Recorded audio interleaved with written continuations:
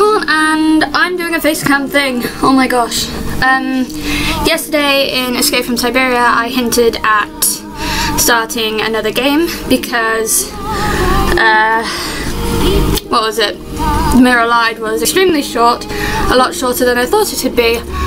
So we're going to be starting this, Asagao Academy. This is something I have played a lot of. It's a dating sim based around the guys who are part of Normal Boots. So John Tron, Peanut Butter Gamer, Pro Jared. So I like quite a few of those people, like the three I listed. I'm quite into watching their videos.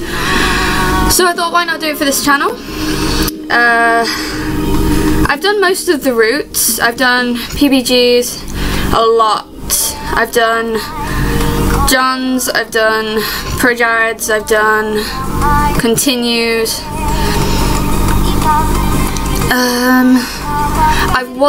I haven't done Jared's. I've watched Jared's. I'm saying his name too much. And I've done Shane from Did You Know Gaming. The only one I haven't done is Brutal Moose, I think, and The Completionist. That's it. Those are the only two I haven't done because I've never really got around to it. So we'll see. Start a new game. So yep, this is a dating sim. This is our character, little pink haired girl with glasses. I don't know where my glasses are. Shit. Okay. The train made its way along the gentle curve of the coast of Japan, whisking me farther and farther from home. I'm not doing accents. I'm not going to do accents because it hurts. And plus, I'm not going to do male voices either because unless it's Hatalia, I'm not good at male voices. Across from me sat a boy, face half buried in a newspaper. He was deeply entranced at whatever article he was reading and hadn't spoken a single word to me, even when I asked if I could join him in the last compartment with any available space. He shrugged, nodded, and adjusted his newspaper without ever making eye contact. It had been almost an hour, in fact, and he hadn't once looked at me. Devoid of conversation, I took instead to counting the buttons on the pretentiously lush carmine seat. Cushions. 1, 2, 3, 21, 22, and so forth, over and over. Now and again I'd turn to look out the window where the trees were blurring by. Sometimes the smeared green would break and reveal the quiet blue of the Sea of Japan. Eventually this rapidity made my stomach churn, and I went back to counting the buttons on the seat cushions. I'm good at English. 1, 2, 3... The train compartment shuddered around us. My eyes wandered to the boy in his jacket. It wasn't the school-issued blue that I and the other students on the train were wearing. Instead, it was a green varsity-like jacket with an embroidered patch poorly sewn on the front. Hey! So you're a first year then? He folded his arms neatly and folded his newspaper, not his arms, and set it in his lap, and looked at me with a half-interested gaze. Did you just catch me staring? Senpai! Here we go. Now that the paper was gone, I saw his face. He watched me through heavy-lidded eyes. His hair was immaculately groomed, his teeth straight and blindingly bright. There was something about him, the way the light hit him, that made him look like he was almost sparkling. He's not almost sparkling, he is sparkling. Oh, my phone's sliding out my pocket, oh god. Me? What's that say? He glanced around the compartment, empty beside us, and laughed. Oh, no, I'm not a first year. I'm a third year. I think I missed something there. Can I go back? No? Okay. I'm a third year. Can I move on? Please. Thank you. The train began to slow, and metal wheels groaning against the metal tracks. The sudden shift threatened to rob me of whatever I had left in my stomach, but I closed my eyes and took a deep breath, willing myself to keep it together. What kind of impression would I leave, puking on a student before I even arrived at the academy? The boy frowned. I picked at the hem of my cotton skirt, specifically cotton. That's not possible. I've never seen you before. It took a moment of mouth fishing to find a response. It's because I'm a transfer student? Maybe? I don't know. He laughed again. A transfer student, huh? We don't get many of those. Do we not? Why not? I removed my acceptance letter from the front pocket of my uniform. The paper heavyweight off-white. Oh, heavyweight off-white had accumulated creases from my reading and rereading, as if the words might have changed since the last time I read it. The boy took it, studied it, then handed it back to me. Well then, Hannah, I hope I'll be seeing you around. Bye! He smiled at me as he picked up the suitcase lying next to him. By the time I hiccuped a response, he was already gone from the compartment. 1 second, guys. Oh gosh. Okay, I'm back. There we go. I stared out of the empty hallway of the train. It was then that I realised he, having gotten it from my acceptance letter, knew my name and I never got his. Oh no! The train settled at the station and I filed out with the rest of the uniformed students. Oh my gosh, computer, shut up! It was early April and the last frost of winter had come and gone. The trees were already green, their leaves shivering in the occasional gust, weaving through them. The air was mild, only a few clouds hanging in the sky. Such description! I walked along the road, the swarm of blue-jacketed bodies, looking at the little groups breaking off from the crowd. Everyone was buzzing so animatedly around me. I held my suitcase tight in my sweaty hands. It was leather-bound and worth more than anything it contained. It wasn't far to the school, and I was, for maybe the first time in my life, thankful that what I owned didn't amount to much. Oh, Hannah! My school-issued black Oxford clicked on the pavement. Such description from dating sim. I walked this walk over and over in my mind. So many nights I lay awake imagining what it would be like to walk from the train to Asagao Academy for the first time. My new start. I always imagined that everything would change for me on this walk. That somehow everything would be magically different. But as I looked around, I realised nothing had changed. I hadn't changed. Oh, Hannah! She needs hugs! She needs so many hugs! By the time I reached the massive gate to the academy, I forgot all about the disappointment slouching in the back of my throat. Is that where you keep your disappointment? The school, framed by the gate's twisting black metal, was just as beautiful as the glossy photos I saw in its pamphlets. This was it. Asagao Academy. One lonely building. Okay. I glanced around. The swarm of students gathered around the gate. Beyond it, tiny blue people bounced around the academy's main building.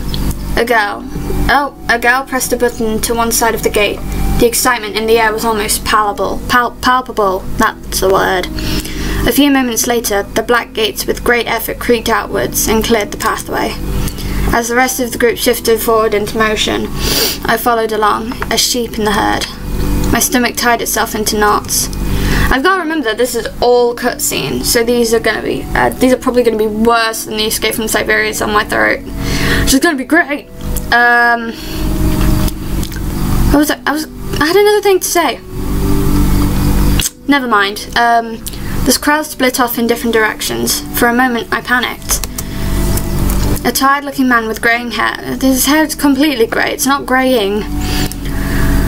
Called out for first years, a cluster of fresh-faced students gathering around him. Hey, look at that girl. I turned. A few feet away, a small group of boys were pointing at me and snickering. Pink hair? Are you kidding me? How desperate can you get? Rude! Hot shame crawled down my neck. I attached myself to a group of girls, following a few steps behind them. In the distance, cicadas hummed in time to my shoes crunching against the gravel. My hair. It wasn't my fault that my hair looked like this. Luckily, I found myself at the girls' dormitory, a large sign in the lawn reading Primrose House. Ah, pretty house. No, the building dwarfed me in size and sheer intimidation. I wonder how tall Hannah is. How many students did Asagao have? Oh! I kind of look like if I put my hair like this now. Because it's been dyed red. There we go. I look like a scene kid. As I approached the building, a red-headed girl lingering nearby caught my attention. I looked away. then looked back. She was staring at me? What the hell? She walked over. Oh, I forgot our voices. I have voices on. I want to turn them off. There we go. I don't want the voices. There we go. You must be my roommate. I eyed her wearily. She was smiling and bouncing in a way that suggested her views on life were akin to a perpetual bouncy castle. Great. Me?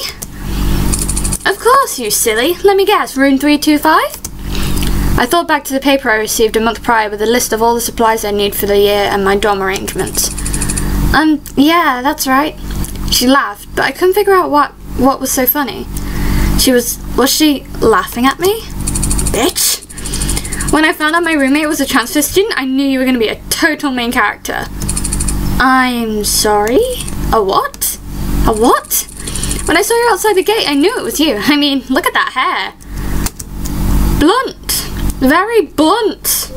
I felt a lump forming in my throat. What was she talking about? She had to be making fun of me. I hadn't spent more than 5 minutes on campus and I was already being mocked. God. I saw my sixth one tomorrow. I know how that's going. Help me. My hands began to tremble. I don't want to go. I really don't. Is there something wrong with my hair? Her face slackened from its amused smile to a more worried expression. Ah, yay, guilt. Then she began to laugh again. No, it's great. I'm sorry. We're getting off on the wrong foot, aren't we? I'm Mai Sasaki. You must be Hana? I bowed my head. It's nice to meet you, Mai. A bit rude there. All your school books are waiting in our room and your welcome letter. I read the envelope. I hope you're not mad. Mai started walking towards the dorm's front doors. I followed behind like a lost puppy. She kind of is. Did you check in at the front desk already? No, I didn't. I didn't know I was supposed to. Good. They'll offer to have a staff member give you a tour of campus, but I can show you around. We don't get many transfer students in year 3, you know. Oh, is that your only bag? Just the one? I'm glad I brought an extra bag of stuff to decorate our room with. I already started, if you don't mind. Okay. But I did wait to string the lights. I thought we could do it together, you know? You're so sweet. A little blunt, but so sweet. She spoke quickly, the words bubbling from her mouth, and left me no time to answer until the end of her monologue. Yeah, okay, that's good. Alright. She held the door open for me, and I hurried inside. Girls filed up and down the hallway, howling greetings and exchanging vague niceties that were more often than not. How was your break? And look how tan you got. Oh my gosh, I have not tanned at all over summer. It's the cause of living in Britain. Even if you go away, you don't tan. It seemed like everyone knew each other. Well, they probably do. I followed Maya as she led me through the maze of students and up 2 flights of stairs. Each dorm floor looked the same as the last. Narrow, white doors lining both sides of the pale pink walls. Oh god, I would not be able to stand that. Thin gold numbers were tacked to the front door of each, the numbers rising as we climbed. You're not missing anything with the campus tour, I promise. Mr. Saitama does them every year, and he's like totally dull. He just drags you around the entire campus and talks in that weird squeaky voice of his. Ow. I'll tell you everything you need to know. Why, thank you, Mai. I need it. I smiled, trying to let this calm my nerves. I missed the induction day at my 6th form because I was on holiday, so I'm so unprepared. Thanks, I think. We headed down a hallway on the 3rd floor. Mai stopped in front of the door number 325. I'm good at reading. I'm starting English Lit. Here we are. I thought you said you were waiting to string the lights. A faint smell of potpourri wafted through the room. The walls, like the hallway, were a soft powdery pink. What's that? Okay. Yay, pink walls. Maya already defaced them with a tapestry. Okay. A tapestry of posters, magazine cutouts and photographs. Some of the photos were of cats, but most were of male models and rugged musicians. Great! A bunk bed, 2 writing desks with wooden chairs, a small dresser and a mirrored vanity, all all clearly provided by the school, but the only pieces of furniture in the tiny room. The top bunk was already covered in neatly tucked blankets, throw pillows, and a clashing patterns and colours. Oh my god, I can't read it all. The bottom bunk had a single stiff-looking pillow and a thin cotton blanket that I didn't need to touch to know was horribly itchy. Delightful. I must have grimaced because my stomach quickly smiled at me. I brought way too many pillows and blankets. I always overpack. I went to Italy over the break and Mum got really mad at me because I brought 5 bags but we were only there for a week. We're like that. My entire family's like that. We just overpack. Not to that extent, but we bring a load of clothes. She laughed and pulled several blankets and pillows from her bunk and rearranged them neatly on mine. A sudden twinge of guilt and embarrassment hit me. "Aw, there, that's much better. Thanks, Mai." I placed my suitcase on the bottom bunk and began to unpack its contents. Several changes of clothing, pens, pencils, empty notebooks, a few photographs of my father, a dilapidated stuffed rabbit, and an old portable radio and a small black box. Shut up, computer, I don't care. There we go. I completely missed that. Okay. So, where are you from? I slid the now empty suitcase into the bottom bunk. About 2 hours north of here, it's a small town called Amaririsu. God, it took me so long to figure out how to say that. It's so hard. Amaririsu. You probably haven't heard of it. I set the stuffed rabbit, Mr. Bunny Creative, on my bedside and a purple and teal throw pillow. Oh, did you go to a different boarding school or? No, I went to a public school down the street from my house. Public school? What was that like? Shit. Were the students mean? Yes. Did you have a lot of friends? I always went to private schools. My parents work a lot and my dad goes overseas, so I think they stuck me here for convenience. Wow. Oh hey, what's that? I'd removed an ornately patterned origami crane from the black box and was setting it on the unclaimed writing desk. Oh, this? My mother made it for me a long time ago. Ow. I set it beside a stack of thick textbooks which I assumed were provided for me. Wow, it's so pretty. I've never seen paper like that before. Oh yeah, the lights. Let me get them. Mai went to her own desk and opened the drawer and pulled out a long, tangled string of fairy lights. Yay. I used to have some like that. I wrapped them around the framing of my bed. I thought these would look nice. Here, help me string them up. She grabbed a container of pushpins, then pulled her wooden desk chair out and over to one wall. I did the same with my own. Together we pinned the lights around the perimeter of the room. Yay! Oh god. How was the train ride over? Did you meet anyone? No, not really. I was in a compartment with a guy and... Some guy, huh? Was he cute? Yeah, kind of. Oh, yeah, I guess. I don't know, I wasn't really paying attention. I didn't even get his name. Mai seemed disappointed for a moment, then perked back up. Just massive ass mood swings. You'll have to point him out to me if you see him again. Oh, okay. Yes, let's do that. Okay. Okay. Once we finished stringing the lights, Mai climbed down from her chair and brushed her hands together triumphantly. Done! Okay, now it's time for lunch. The food here is pretty good. There's a ramen place down the street from campus that's like out of this world. The school only lets us leave campus on the weekends. Mai walked to the window. We could go today because it's Sunday and it's pretty nice out, but I guess you might want to go to the cafe since you just got here. We could... She was suddenly interrupted by her own enthusiastic laughter. Oh my gosh, Mimi Santos just totally tripped outside and fell on her face. I saw it. What? Oh my gosh, okay, no, sorry. Oh, is it mean to laugh? Maybe I shouldn't have. Oh well, anyway, let's go eat. I'm totally starved. Wow, you can't stay on one topic for more than 5 minutes, can you? She led me out of the room before I even had a chance to respond. Great! The cafeteria was buzzing with students excited for the new year. The only people as nervous looking as I felt were the tables of skittish, wide-eyed first years.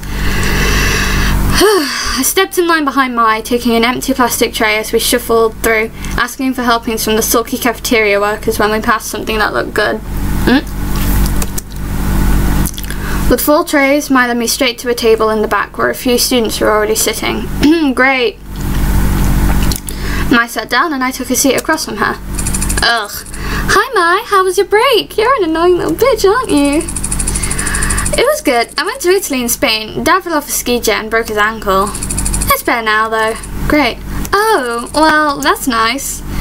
I expected to be introduced, but the girl turned back to a group of friends and Mai turned back to me. She began to assault her food with a fork and tell me in practically minute-by-minute account of her fleeting romance last summer with the boys she met on the beach that didn't go further than a few salty kisses. Great. I sat back and let Mai talk, and for the first time since arriving on campus, I felt like I was finally able to breathe. I picked up my Brussels sprouts and studied Mai as she spoke.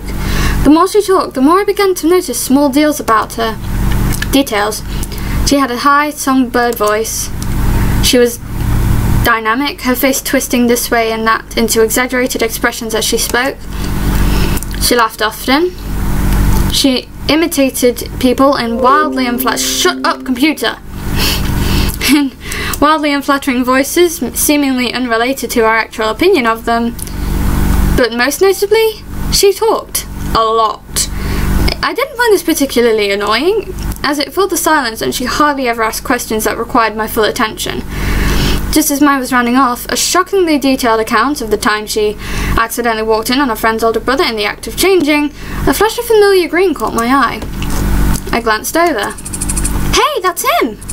Huh? Who? I leaned across the table to whisper just in case he could hear me through the ambient chatter of the lunchroom. The boy from the train, that's him! Jared? Yeah, with the weird green jacket and swoopy hair. Swoopy! He'd just picked up his tray and was walking past us when something seemed to catch his eye. Oh, you. Oh, that music. I'm kind of cutting off half of Jared's face.